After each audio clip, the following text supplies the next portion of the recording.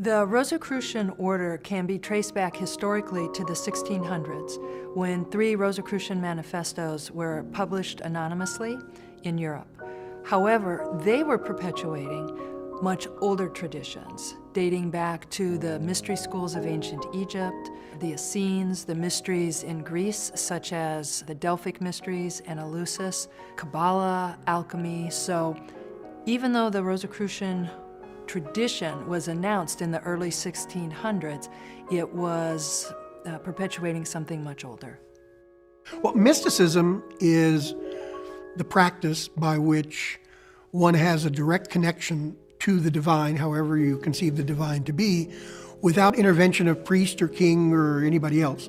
So it actually is connected to the ancient mystery schools, which is ultimately the source of the Rosicrucian tradition. So a mystery, in the sense of mystery school, is not a whodunit. It's an occasion where one encounters the divine.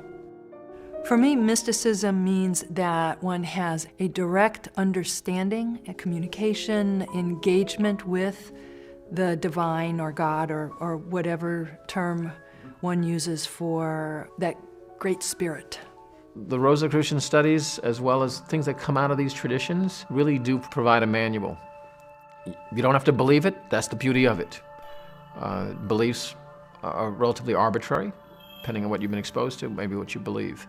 But you can test these things and you begin to see there is order to the human experience of life just as there is to the material aspect of life. And presumably science, we will advance and be able to confirm some of the things that drive those things.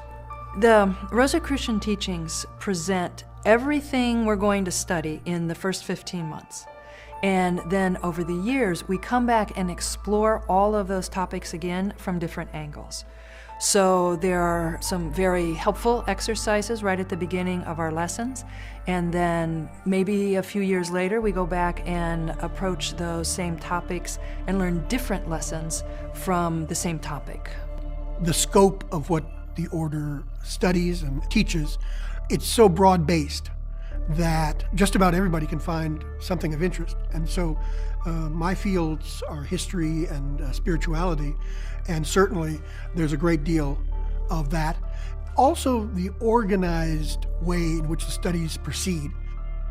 You learn not only about the teachings and the monographs that you get at home, but when you work in the affiliated body functions, the conventions and that sort of thing, you learn very practical things about daily life. So it's a great way to learn skills that are very applicable in daily life. Rosicrucian order to me is a lifestyle, and it's a way of focusing yourself on different things, and reminding yourself that you are a walking question mark, that not everything is just here it is, and just follow this.